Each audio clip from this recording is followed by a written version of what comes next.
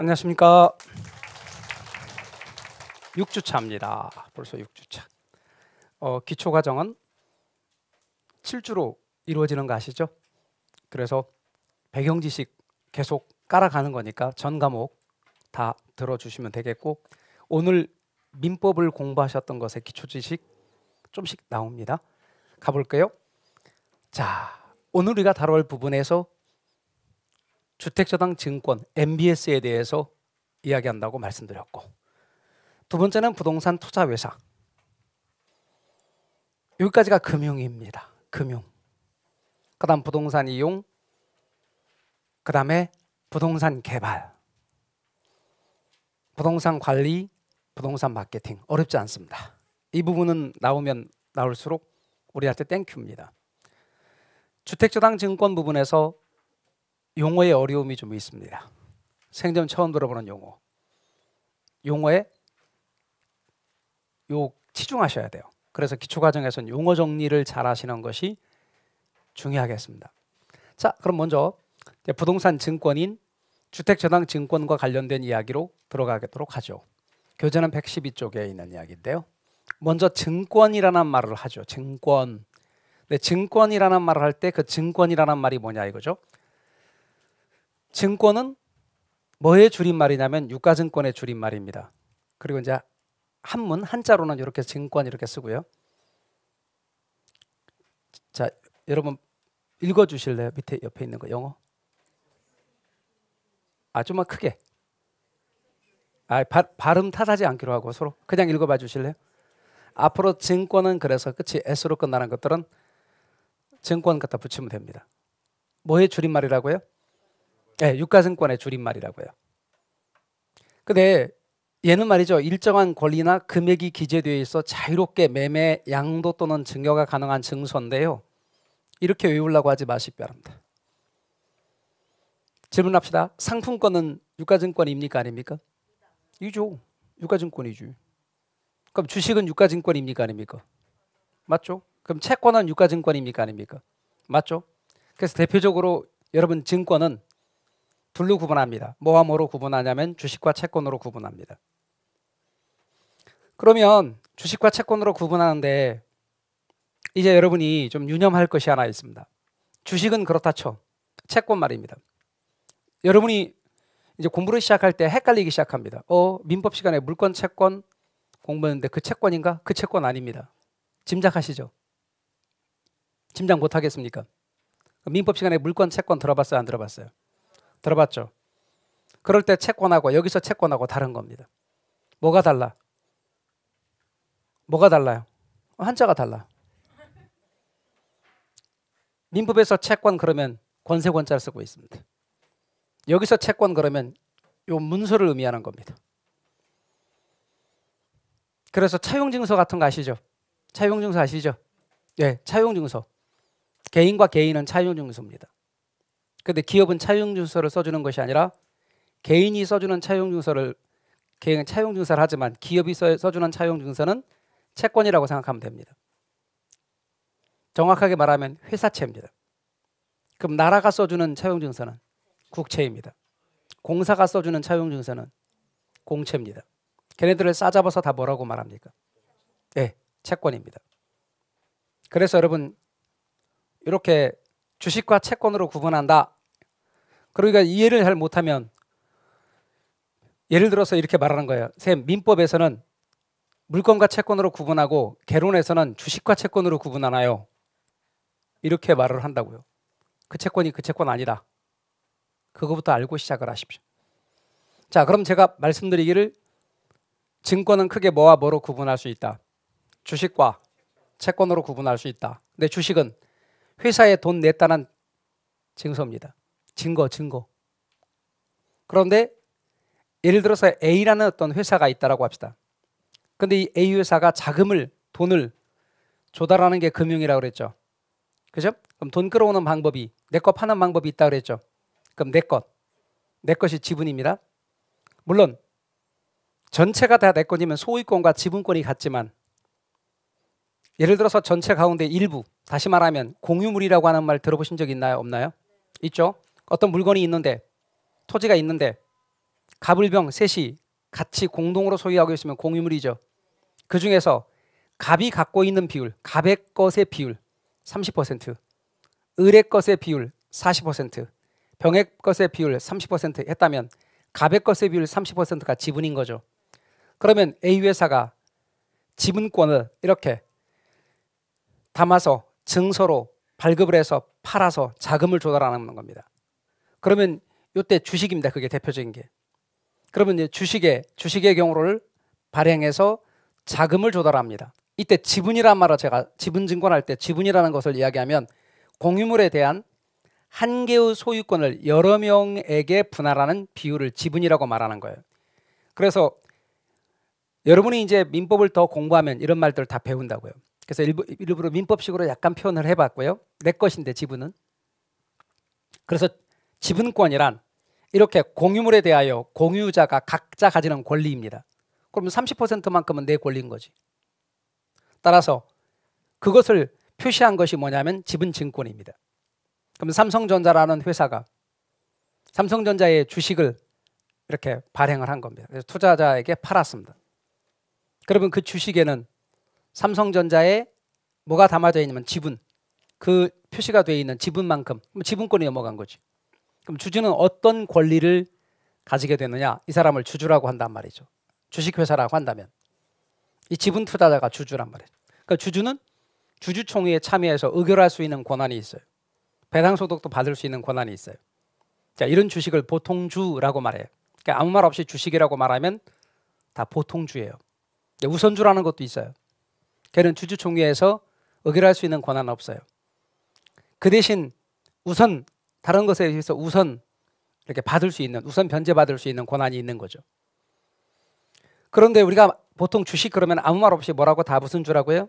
보통주. 나중에 좀 더 이제 더 공부가 되면 이야기를 또 해드릴 거예요. 보통주를 가리키는 건데 이렇게 주식을 팔았다. 자, 그럼 1억만큼 팔았다 합시다. 1억만큼. 1억만큼을 이렇게 팔았다. 그럼 돈이 얼마만큼 들어올까? 1억만큼 팔았으니까 1억이 들어오겠죠. 그러니까 현금이 1억만큼 들어온다. 그리고 이럴 때 초과담보가 없다라고 말하거든요. 근데 아직은 초과담보가 무슨 말인지 이해가 못하니까 제가 채권에서 제가 부연 설명할게요. 일단 얘는 초과담보가 없어. 1억 똑같아. 그 다음 얘는 주주총회에 참여해서 의결할 수 있는 권한이 있다. 그리고 배당소득도 받을 수 있다. 이렇게. 그리고 또 주식매매 차익도 얻을 수 있어요. 만약에 판다면. 자, 그럼 배당소득도 받을 수 있고 주식매매 차익도 얻을 수 있다. 수익이 뒤따 높다. 수익이 뒤따 높아요.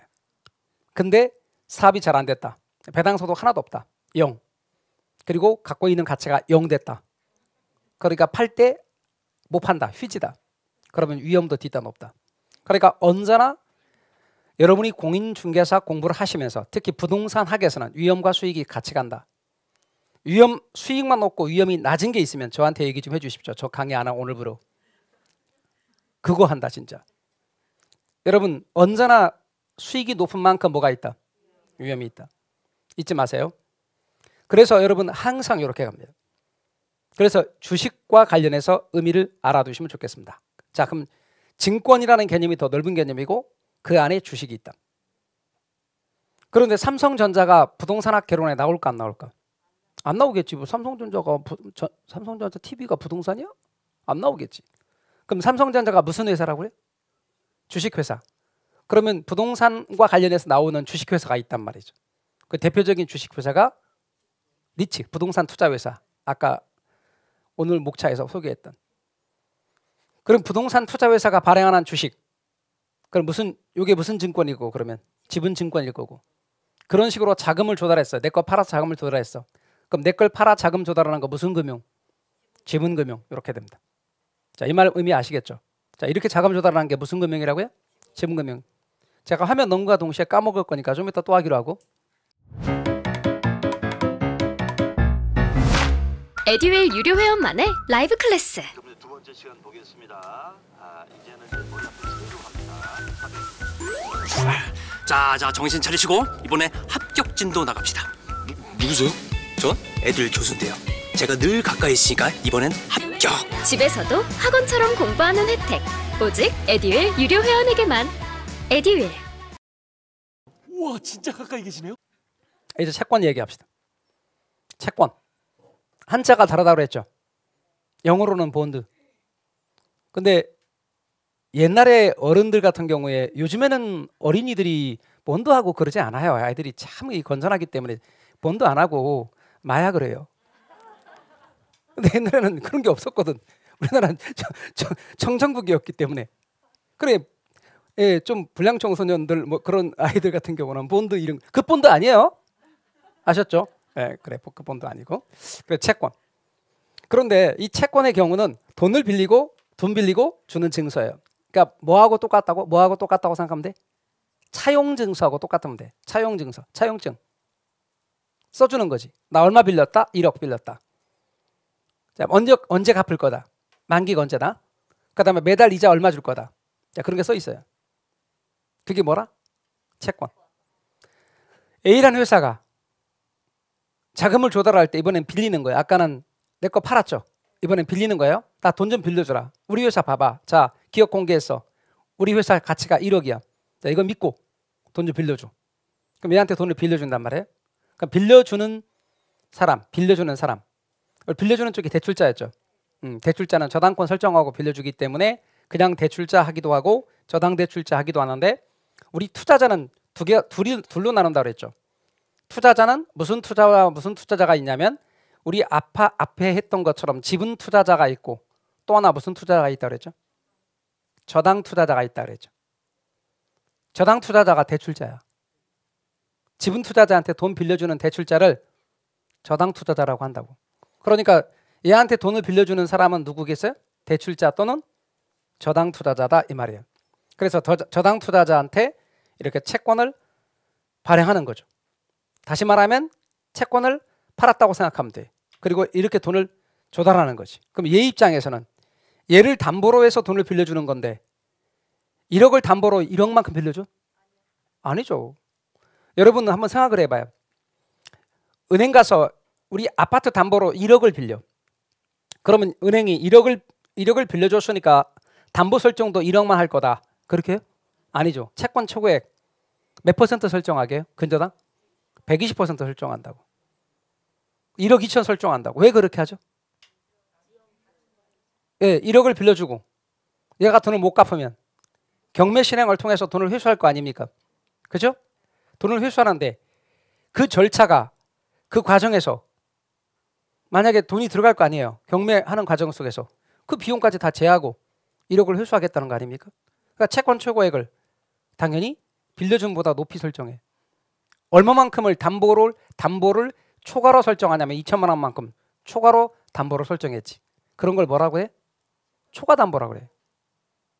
지금 봐요. 얼마나 담보가 얼마인 셈이야? 1억. 빌려준 돈 얼마인 셈이야? 6천.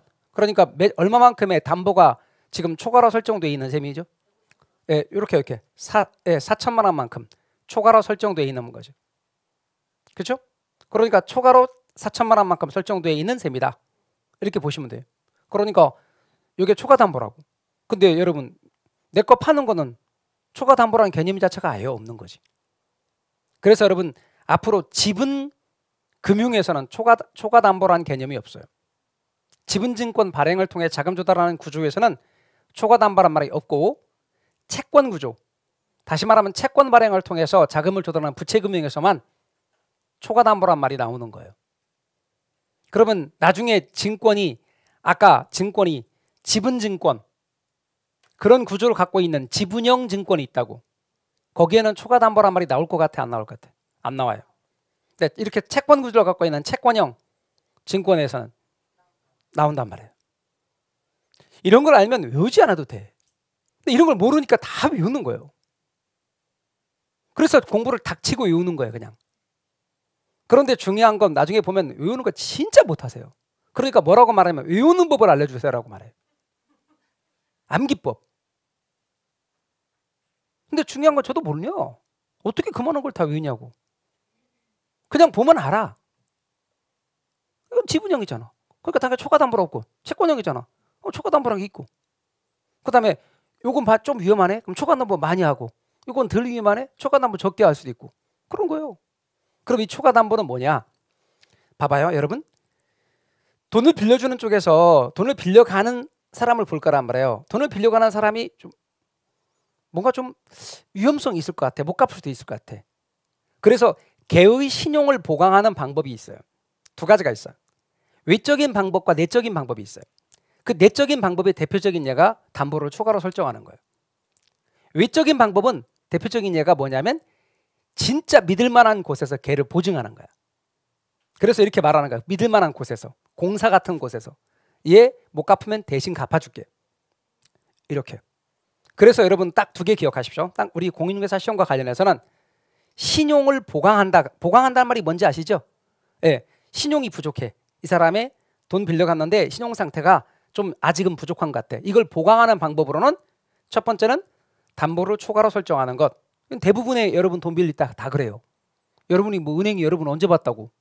그러니까 당연히 어떻게 한다? 추가 담보를 설정한다. 또 하나는 믿을 만한 곳에서 보증을 한다. 두 가지 다 하면 진짜 좀 안전하지.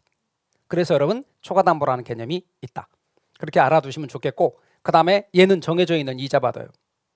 얘가 사업이 잘 됐다고 더 받거나 그런 게 아니야. 딱 주겠다고 하는 이자만 딱 받는 거예요. 그래서 만기 때 원금 회수하고. 그러니까 얘는 수익이 아까 우리 주식보다는 수익이 낮아. 그 대신 위험도 낮아. 그리고 제가 아까 말씀드렸던 여기서 채권 이렇게 말할 때 한자가 다르다 그랬죠. 여러분이 민법에서 공부한 채권은 이거란 말이에요. 그래서 그거부터 구분하셔야 돼. 물권 채권할 때 채권은 이건데, 어떤 특정인, 그 사람이 돈 받을 사람, 이를테면 채권자가 다른 특정인 돈 갚을 사람, 채무자에게 어떤 행위를 청구할 수 있는 권리, 야 돈 줘, 이럴 수 있는 권리, 그건 채권이에요. 돈 갚아 할 수 있는 권리, 채권. 따라서 여러분 물권 채권할 때 채권 이렇게 구분을 여러분이 해놓으셔야 됩니다. 두 개부터 헷갈리지 말으셔야 돼요. 이런 기초과정 무시하고 넘어간 분들 나중에 물어보는 거 질문이 보면 막 웃겨. 질문이 이렇게 아까 말한다니까. 민법에서는 물권 채권 그렇게 구분하고 개론에서는 주식 채권 이렇게 구분하나요? 웃겨. 완전 다른 거잖아. 그래서 여러분 헷갈리지 않도록 하셔야 돼요. 녹화된 강의는 나중에 몰아듣게 되더라고요. 라이브 클래스 같은 경우는 학원 스케줄에 맞춰서 꼭 들어야 하니까 공부도 미루지 않게 되고 학원에 가 있는 느낌이 들더라고요. 집에서도 생생한 강의 현장을 느끼고 싶다면 라이브 클래스가 딱인 것 같아요. 그다음 지분증권, 부채증권 한번 다시 또 이야기해 보자고요. 아까 제가 지분권이라고 그랬어요. 그러면 이제 아까는 제가 민법식으로 지분권을 좀 더 표현해 봤다면, 이번에는 약간 경제적 의미에서 지분권을 표현해 볼게요. 지분권은 대상 부동산에 대해 지분 투자자가 가지는 권한이야. 정말 이해가 되셨어요? 그래서 이 지분권을 팔아서 자금을 조달했다. 그러면 지분권은 내 거라는 권리라고요. 그럼 내 거 부분 전체가 예를 들어서 있는데 거기에 30%가 내 거야. 그럼 내 것의 경우를 팔 수 있지. 그러면 이제 그걸 팔아서 자금을 조달하는 거. 제가 아까 내 거 팔아 자금 조달하는 거 무슨 금융? 지분금융이라 했단 말이에요. 그다음 저당권은 대상 부동산에 대해 저당 투자자, 즉 대출자가 가지는 권한입니다. 이게 저당권입니다.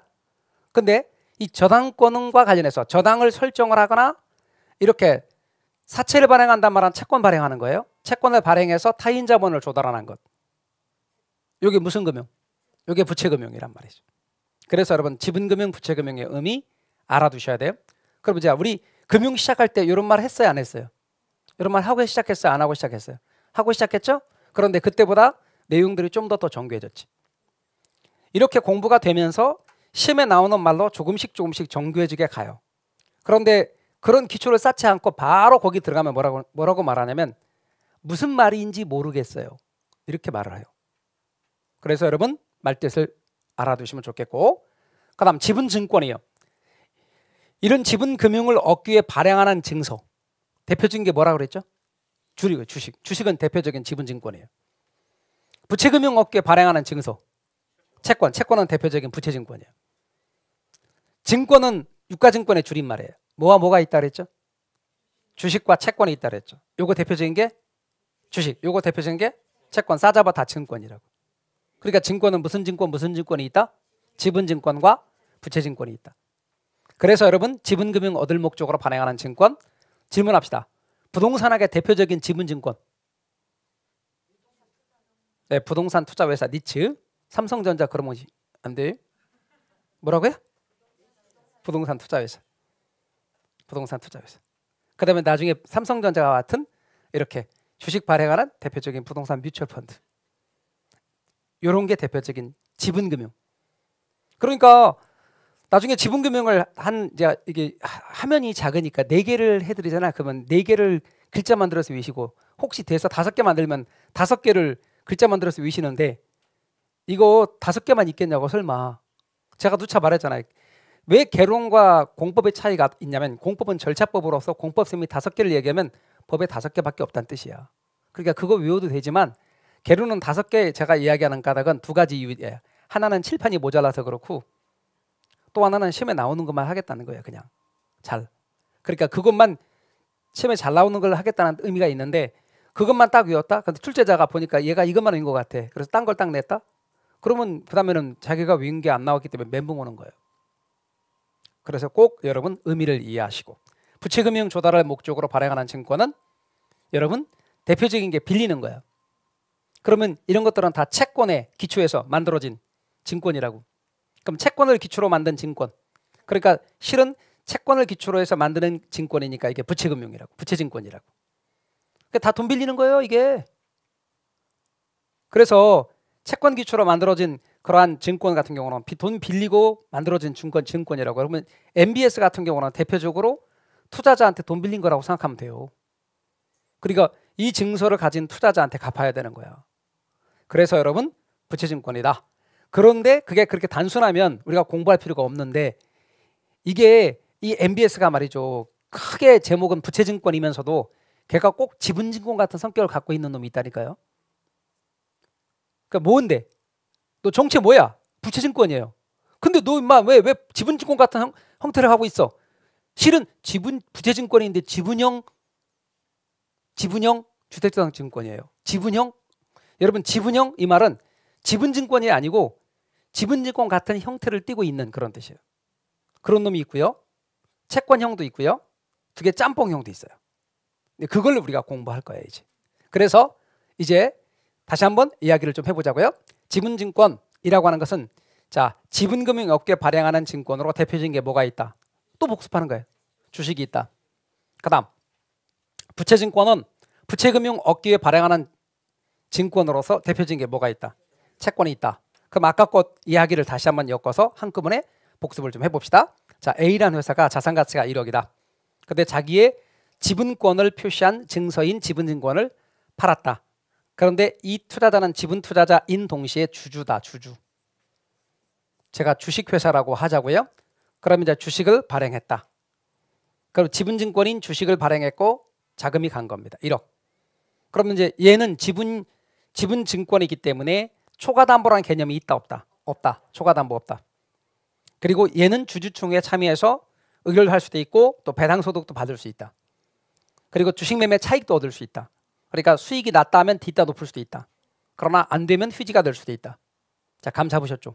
자, 이제 충분히 됐다고 보고 그 다음에 A라는 회사의 자산가치가 1억인데 이제는 빌리는 겁니다. 아까는 내 거 팔았고 이번엔 빌리는 겁니다. 그럼 채권을 일종의 차용증서입니다. 언제 빌린 돈 6천만 원 빌렸는데 언제 갚을게? 만기는 언제야? 그리고 이자는 몇 퍼센트 언제 줄게가 표시가 되어 있는 채권을 발행한 겁니다. 그럼 회사가 발행한 걸 뭐라고 한다 그랬죠? 회사채. 그럼 나라가 발행한 건 국채. 공사가 발행한 건 요즘에 이슈가 되건 한국전력이 발행하는 거 공채지만 좀 더 구체적으로 공채 가운데서도 한전채 이렇게 말하게 돼요. 그래서 여러분 당장의 뉴스 오늘 가면 한전채 이런 말이 나올 수도 있어요. 그러면 그런 채권을 발행하는 거지. 그럼 이제 결국 갚아야 되는 거예요. 얘한테. 그리고 6천만 원이 갔다. 그런데 얘는 이것을 담보로 이 돈을 빌려준 셈이니 담보가 4천만 원만큼 설정된 것이죠. 그러니까 초과 담보죠. 4천만 원만큼 초과로 설정된 거죠. 4천만 원이 담보가 아니라 4천만 원만큼 초과로, 즉 1억이 담보가 된 거죠. 그러니까 이거보다 4천만 원을 더 초과로 해서 담보를 설정했으니 초과 담보란 개념이 있다. 그리고 얘는 정해져 있는 이자 소득을 받는다. 그러다 보니 이것에 비해서 수익은 낮다, 위험도 낮다. 이렇게 말할 수 있는 거죠. 자, 그럼 이제 우리 다시 돌아와서 그런 지금까지 모아했는데 지금은 책에 아무리 뒤져봐도 없어. 왜? 지금은 이걸 이해하기 위한 배경 지식을 쌓은 거예요. 지금까지. 제 말 이해가 되셨죠? 왜 저런 게 책이 잘 없나요? 책에는 그런 거 없어. 다 우리 부동산학 책들은 그런 정도는 다 알고 있다고 전제하고 있지만 그런 정도를 알 리가 있나? 그러니까 못 알아듣는 거야. 이해할 때. 자, 근데 그걸 배경 지식을 쌓았으니까 그걸 기초로 합니다. 자, 우리 이 부분 말입니다. 얘가 100억 원의 자금을 조성했다고 가정을 하잔 말이에요. 본 적 있죠? 이런 그림? 없다고? 지난주에 했는데요. 네. 그래서 100억 원의 자금을 조성했다고요. 그리고 1억씩 얘한테 빌려준다고. 얼마씩이요? 1억씩. 그럼 몇 명에게 자금 대출할 수 있을까? 100명에게. 근데 그때도 말하기를 제가 고정금리로 자금을 대출했고 5%라고 하자. 그리고 융자 기간은 10년이라고 치면 돈이 10년간 묶인다. 자, 여러분 돈이 묶이는 걸 돈이 묶인다 이렇게 말하면 제가 방금 말한 돈이 묶인다 이런 식으로 시험에 나오지 않겠죠. 그래서 그거를 시험에 나오는 말이 장기 고정화된다 이렇게 말해요. 돈이 묶인다를 장기 고정화된다. 그럼 장기 고정화되는 위험 그걸 유동성 위험이라 그래. 돈이 묶이는 위험을 유동성 위험이라 그런단 말이에요. 자꾸 이렇게 자꾸 말해 보셔야 돼요. 자, 그리고 대출했는데 시장 이자율이 이건 대출 이자율이죠. 그럼 이제 대출 이자율이라고 하는 말하고 시장 이자율이라고 하는 말이 시장 이자율은 지금 은행 가면 대출 받을 수 있는 이자율이고 그래서 그걸 가지고 그 이자율을 기준으로 융자 계약서 서명과 동시에 대출 이자율이란 말로 바뀐단 말이에요. 그러니까 대출 받을 당시는 이게 시장 이자율이었다고. 그런데 지금 시장 이자율이 6%로 올랐네? 그럼 시장 이자율이 6%로 올랐다면 내 돈은 얘 입장에서 내 돈 100억 원 지금 몇 퍼센트로 묶여 있어요? 5%로 묶여 있지. 그 돈이 지금 있으면 6%로 빌려줄 텐데 그럼 1% 금리 차만큼 손해죠. 그걸 뭐라고 하냐고.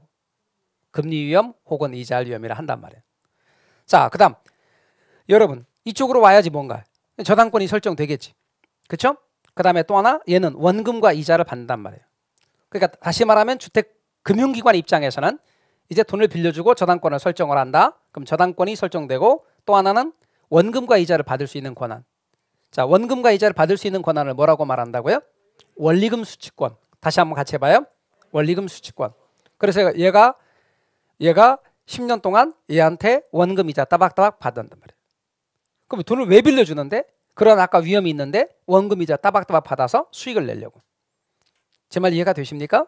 그러면 간혹가다 묻기를 아니 이자 위험도 있고 유동성 위험도 있고 나중에 공부하다 보니까 얘가 돈을 못 갚는 위험, 채무 불이행 위험도 있고 이런 것도 있는데 그런 위험 때문에 있는데 뭐로 돈 빌려줍니까? 이렇게 물어보는 분이 있는데요. 제가 아까 뭐라고 그랬어요? 수익을 내려면 반드시 모두 같이 간다? 위험. 따라서 얘가 수익을 내는 방법 가운데 하나가 자금을 대출하고 원금이자 받는 건 수익을 내는 방법 가운데 하나입니다. 그런데 그러한 수익을 내려면 반드시 위험이라는 게 같이 갈 수밖에 없습니다. 자, 그 다음 이 부분을 몇 차 저당시장 1차 저당시장이다라 하고 1차 저당시장에서는 이런 식으로 저당권이 설정된다라고 말합니다. 그러면 저당대부가 이루어지는 시장이에요. 그러면 집 살라고 돈 빌리는 게 저당대부라고 그랬죠. 그리고 저당권이 설정될 거란 말이에요. 자, 그런데 여러분이 이제 민법을 좀 더 공부하면 저당권하고 저당권에 따르는 채권이 있단 말이에요. 그 채권을 피담보 채권이라고 말한다고.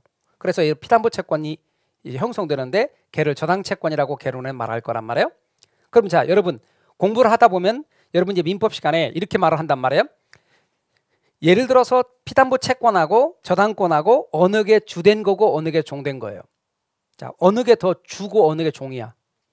피담보 채권이 주된 거고 그의 저당권이 종된 거란 말이에요. 그러니까 피담보 채권에 따라 저당권이라고 하는 것이 따라가는 거라고 생각하면 돼. 근데 우리나라와 영미법의 경우가 달라요. 이게 이 제도가 영미법 미국에서 도입한 거란 말이에요. 근데 걔네들은 그냥 저당권을 서거판다 이런 개념으로 말해.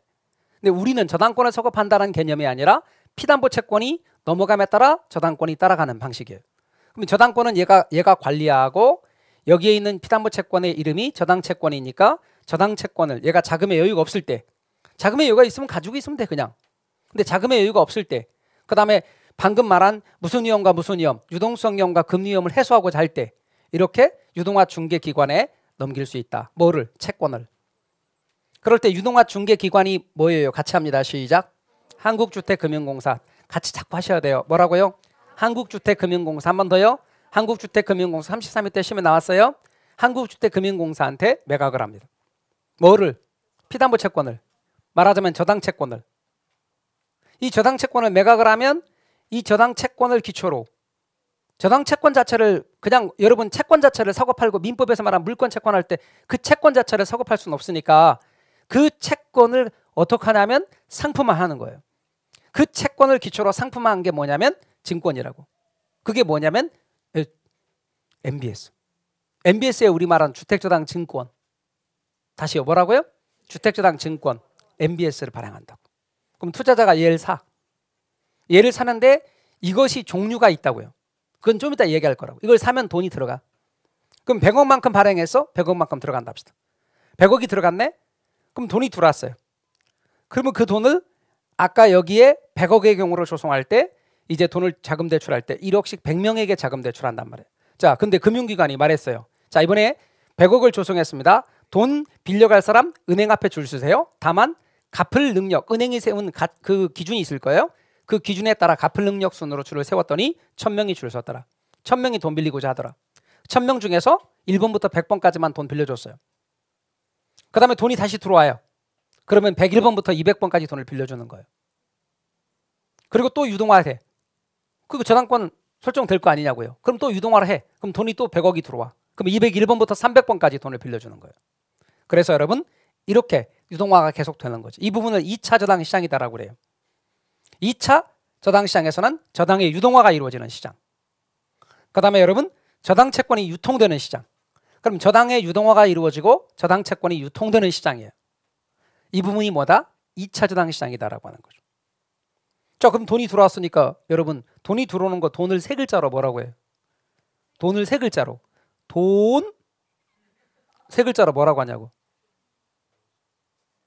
돈을 두 글자로. 돈 세 글자로 돈. 자, 두 글자로 현금. 세 글자로 유동성이라 그랬잖아. 돈이 유동성이라니까. 현금이 유동성이라니까. 돈이 들어왔다 그러면 유동성이 증가한다니까. 이렇게. 그래서 여러분은 자꾸 적으려고 그러지 말고 머릿속에 입력하라니까요. 아니 적었는데 왜 다음에 물어보면 몰라. 적었는데. 여러분 적은 사람이랑 머릿속에 입력한 사람이랑 다음 시간에 물어보면 몰라. 똑같이. 그러면 기왕이면 머릿속에 입력하라니까요. 다음에 또 할 거니까. 돈이란 말이야. 그럼 돈이 많아졌죠? 그럼 돈이 많아지니까 어떻게 돼? 유동성 위험이 줄어들게 되지. 그 다음에 그 돈을 6%를 빌려주면 금리 위험도 줄어들게 되지. 자, 이게 지난주에 했던 거 다시 똑같이 리마인드 한 거예요.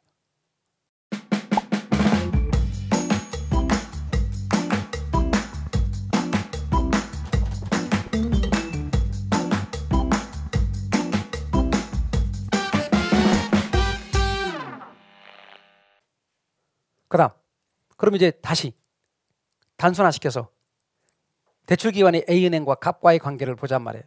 자, 금융기관이 갑에게 돈을 빌려줬다고 가정해봐요. 그러면 현금 1억 원이 갔다고.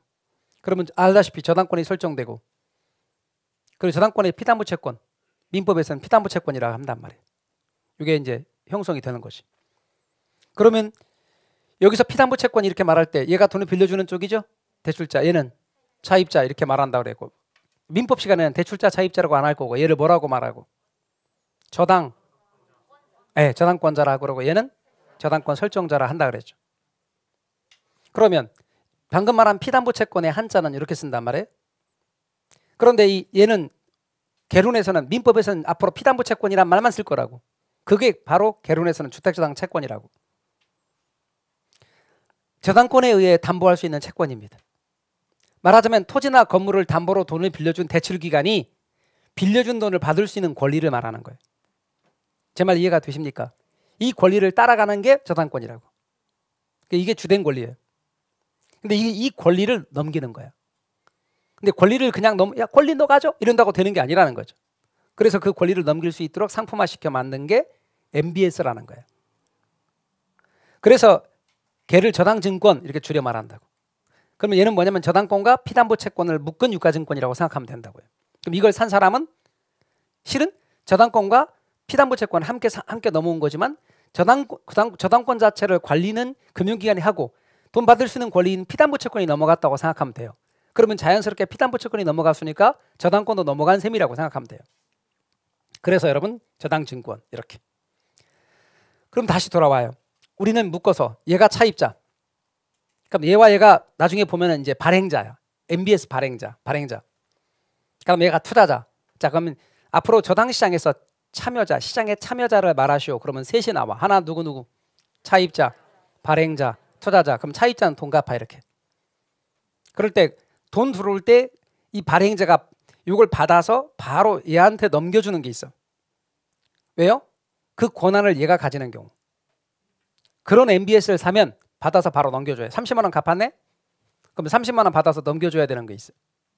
근데 30만 원 갚았는데 30만 원 다 넘겨주면 이 구조를 이어갈 수가 없어요. 돈이 필요하니까. 그래서 뭐예요? 이걸 관리하는 비용만 떼. 그럼 10,000원이랍시다. 10,000원 떼고 29만 원 바로 얘 통장으로 넘겨주는 게 있어요. 이런 것도 있어요. 투자자가 그걸 산 게 아니라 여기 이 발행기관에 채권을 산 경우. 발행기관에 채권을 샀으면 얘가 돈이 들어와도 얘한테 넘겨주는 게 아니에요. 얘한테 정해져 있는 날짜에 이자 지급하고 만기 때 원금 지급하면 돼. 이제 그런 것도 있어요. 그건 채권형이에요. 아까 지분형을 사면 받아서 넘겨줘야 돼. 근데 채권형을 사면 그냥 또박또박 이자 지급하고 나중에 가서 원금 갚으면 돼. 근데 이게 두 개가 짬뽕되어 있는 게 있어요. 그럼 짬뽕형을 뭐라고 말할까요? 혼합형이에요. 혼합형을 사면 이제 원금 이자는 여기다 지급을 해. 그런데 이제 그에 따라서 이 두 가지가 혼합된 형태. 그래서 그걸 이야기하려고 하는 거예요. 이제 지금부터. 잘 봐요. 잘 보세요. 구조를 또 부연 설명하려고 그러니까 아까 구조를 조금 더 위로 밀어서 축소시킨 거예요. 아까 길쭉한 걸 최대한 밀어서 축소시켰어요. 왜? 밑에 쓸 게 있어. 얘가 아까 얼마 조성했다 그랬지? 100억. 그래서 얼마씩 빌려주죠? 1억씩. 융자기간 몇 년이죠? 10년. 그렇게 머릿속에 놓으라고요. 이자율 몇 %죠? 5%. 그런데 얘가 원금 이자 받을 수 있는데 자금의 여유가 없으면 여기다가 채권을 넘긴다 그랬죠. 그러니까 A라는 은행이라 합시다. A라는 금융기관이라 합시다. A라는 금융기관에 수많은 사람들이 돈 빌리겠죠. 그러면 수많은 저당권들이 설정되겠지. 이런 저당권, 이런 저당권, 이런 저당권. 색깔로 다르게 한 것은 만기도 다르고 이자율도 다르기 때문에 색깔을 달리게 했어요. 제가. 자, 저렇게 많은 저당권들이 있겠지. B라는 금융기관도 그렇겠죠. C라는 금융기관도 그렇겠죠. 맞아요? 이런 식으로 다양한 저당권들이 설정이 될 거란 말이에요. 자, 이런 상태에서 얘가 자금의 여유가 없다네? 그러면 전부 다를 넘길 수도 있지만 이것에 갖고 있는 일부의 경우를 넘길 수 있죠. 근데 뭘 넘긴다 그랬어요? 채권, 저당 채권을 넘긴다 그랬죠. 피담보 채권을 이렇게 넘겨 얘한테. 이것에 피담보 채권을 넘겨. 얘는 이 두 개를 판대. 얘는 이걸 판대 이렇게. 그러면 결국은 피담보 채권들이 전부 다 어디로 모이는 거예요? 한국주택금융공사. 다시 한번 어디로 모이는 거예요? 한국주택금융공사로 모이는 거예요. 그럼 한국주택금융공사에서 유사한 것끼리 서로 다시 분류해. 만기도 비슷하고 대출 조건이 비슷한 것끼리 다시 분류해 이렇게. 그래서 이걸 기초로 해서 상품을 만들어. 그 MBS를 만들어. 또 이렇게 분류해. 유사한 것끼리 또 이렇게 분리해. 더 있겠죠. 얼마든지. 그러면 이걸 기초로 한 이런 증권 만들어요. 이것들이 뭐냐면 저당들을 다 모아놓은 거예요. 저당들을 모아놓은 거예요. 봐봐요. 이게 말랑말랑한 공이라고 생각해봐. 말랑말랑한 공. 그러니까 아이들이 놀 수 있도록 말랑말랑한 공을 모아놓은 거예요. 그걸 아이들이 말랑말랑한 공에 들어가서 놀 수 있도록. 절대 거기다 야구공이나 골프공을 넣으면 안 돼요. 당구공은 더욱 안 되고 말랑말랑한 공들만 모아서 아이들이 놀 수 있도록 만들어 놓은 걸 풀이라고 그러잖아. 볼풀이잖아요. 그러니까 얘는 모기지인 저당들만 모았어. 그럼 뭐야? 여기는 모기지 풀이에요. 따라서 모기지 풀이에요. 저당풀. 모기지 풀이라고 그래요. 이 모기지 풀을 우리말로 뭐라고 할 거냐 이거지. 우리말로 표현해야 돼. 이게 미국에서 만든 거니까. 금을 우리말로 표현한 게 뭐다? 아까 제가 뭐라고 그랬죠? 저당채권이라고 그랬죠. 그죠? 저당채권 또는 주택저당채권이라고 그랬잖아요. 주택저당채권을 다 모은 거라고. 여러분 풀을 우리말로 뭐라고 하냐고. 풀이 수영장이라고? 풀이 우리말로 뭐예요? 이 풀이란 말이 우리말로 뭐예요? 모아놓는 거예요. 집합이야. 그래서 여러분 이렇게 주택저당채권 집합물이라고 말하는 거예요. 우리말로 표현하니까. 그러니까 우리가 처음부터 미국에서 태어났으면 이렇게 복잡하게 안 한다고. 근데 여러분들은 한국에서 태어났고 그런데 미국 걸 배운다고요? 그런데 이게 시험에 나와? 이래? 이게 기출에 24회 때 나왔던 내용이라고요? 이런 걸 공부하는 게 계류는 그래서 어려워요. 이렇게 말하는 이유가 여러분 민법에서도 처음 배운 용어 있어 없어? 있죠. 근데 계륜에서 처음 배우는 용어죠. 근데 민법에서 처음 배우는 용어보다 계륜에서 처음 배우는 용어가 더 어렵다고 사람들이 생각을 해요. 나중에 이 부분 문제 나오면 되게 어렵겠죠. 아니 안 어려워. 틀리는 사람이 거의 없어. 제가 답을 찍는 요령을 다 알려드리거든요. 그대로 찍잖아요. 한 개도 안 틀려. 그런데 뭐가 어려운데? 제가 누차 말하지만 이런 말을 여러분이 말해보는 게 이게 어려워. 그래서 얘를 뭐라고 하나요? 있잖아요. 이거 말로 하시라고. 그게 뭔데? 영어로 모기지풀. 그게 뭔데? 주택저당 채권 집합물. 주택저당 채권 집합물. 주택저당 채권 집합물. 이걸 기초로 해서는 이 주택저당 채권 집합물을 기초로 이런 MBS 발행하고 이런 주택저당 채권 집합물을 기초로 해서는 이런 MBS 발행하고 또한 이런 주택저당 채권 집합물을 기초로 해서 이런 MBS를 발행한다고. 근데 투자자가 입맛대로 나는 이걸 살 거야, 이걸 살 거야, 이걸 살 거야. 그랬더니 이건 지분형이래, 이건 채권형이래, 이건 혼합형이래. 제 말 이해가 되십니까? 그렇게 사는 거예요. 그러면 지분형은 어떻고 채권형은 어떻고 혼합형은 어떤지를 이야기를 해보려고 하는 거예요. 갈까요? 제일 첫 번째 지분형. 다 MBS예요? 그럼 제가 질문합시다. MBS를 우리말로 뭐라고 한다 그랬죠? 아까? 주택저당 증권. MBS를 우리말로 뭐라고 한다 그랬죠? 주택저당 증권. 주택저당 증권은 지분증권이야 부채증권이야? 환장하네 진짜. 부채증권이라고 그랬잖아. 제가 부채증권이라고 그랬잖아요. 부채증권인데 이게 다 부채증권인데 지분증권 같은 성격을 지닌 놈이 있다니까. 너 정체 뭐야? 그랬더니 겉 모양이 어떤 모양을 하고 있어? 지분형 모양을 갖고 있어. 근데 너 정체 뭐야? 그랬더니 실은 부채증권이에요. 이런다니까. 그런데 지분증권 같은 형태를 띠고 있는 게 있다고. 그게 뭔데? 그게 뭔데? MBTS. 우리말로 이체증권인데 우리말은 안 중요해요. 여러분 우리말은 막 다양하게 나와. 근데 이건 꼭 이대로 나와. 뭐라고요? MBTS. 그 다음 두 번째 채권형이 있어요. MBTS는 지분형인데 여러분 권한, 원금과 이자를 받을 수 있는 권한을 원리금 수취권이라 그러고 아까 제가 주택저당 채권 집합물 그랬죠. 그걸 가질 때 그것에 대한 소유권. 그러니까 주택저당 채권 집합물의 소유권. 이런 권한이 전부 다 누구한테 넘어갔다? 권한이 투자자한테 넘어갔어. 그러니까 지분형인 거예요. 그럼 여러분 여쭤볼게요. 권리만 넘어갈까? 위험은 없을까요? 그렇죠. 위험이 있지. 항상 이것에 따른 위험도 있고 이것에 따른 위험도 있고.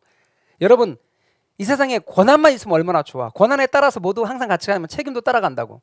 책임은 일종의 위험인 거야. 따라서 이 권리에 따라서 뭐가 가냐면 위험이 가는 거야. 그럼 여에 따라 가는 위험이 있고 이에 따라 가는 위험이 있는데 기초과정에서는 이에 따른 위험은 안 해요. 이에 따른 위험만 합시다. 자, 원금이자 받을 수 있는 권한이 있는데 이런 게 있어요. 원금이자를 얼마까지 받으려고 내가 그걸 샀냐면 앞으로 10년 동안 따박따박 원금이자 받으면 좋겠다 이렇게 생각했는데 1년 만에 다 갚아버렸어. 1년 만에. 그럼 난 10년 계획했는데 1년 만에 다 갚아버렸으니까 이걸 뭐라고 하냐면 조기상환이라 그래. 이게 여러분 조기상환 위험이라고 한다고요. 그러면 이제 이런 게 이해가 안 되면 이렇게 질문한다고. 아니 안 갚는 건 위험이지만 미리 갚는데 왜 위험인가요? 이렇게 물어봐. 여러분 돈을 빌려준 쪽은 10년간 수익 내려고 계획한 거죠. 그런데 1년 만에 갚아버린 거야. 이게 투자자의 투자 계획이 깨진 거지. 수익 구조가 다 깨져나간 거죠. 이게 조기상환 위험입니다. 그런데 보십시오. 권한을 투자자가 가지니까 위험도 투자자지. 이렇게. 그런데 채권형이 있습니다. 채권형은 MBB. 채권형 뭐라고요? MBB. 채권형 주택저당 증권에는 MBB가 있는데 MBB는 이런 권한이 발행자가 가집니다. 발행자가 이 권한을 가지면서 투자자한테는 돈 빌린 거야 그냥. 그러니까 투자자는 권리가 없어. 위험도 없지. 위험도 누가 부담해? 조기상환 위험? 발행자가 부담합니다. 그 다음에 혼합형이 있습니다. 자, 혼합형에는 뭐와 뭐가 있나 봐요. 첫 번째요, MPTB. 두 번째요, CMO. 이게 혼합형입니다. 혼합형은 이렇게 MPTS하고 MBB를 혼합한 형태입니다. 그래서 원리금 수취권은 투자자에게 넘기는 건 지분형 성격입니다. 그 다음에 주택저당 채권 집합물에 대한 소유권을 발행자가 갖는 건 채권형 성격입니다. 이건 채권형 성격이죠. 그래서 이 두 개를 혼합형 형태입니다. 그러면 여러분 유념할 것은 원리금 수취권 누가 가졌다고요? 투자자. 근데 원리금 수취권 따라가는 위험이 뭐라고요?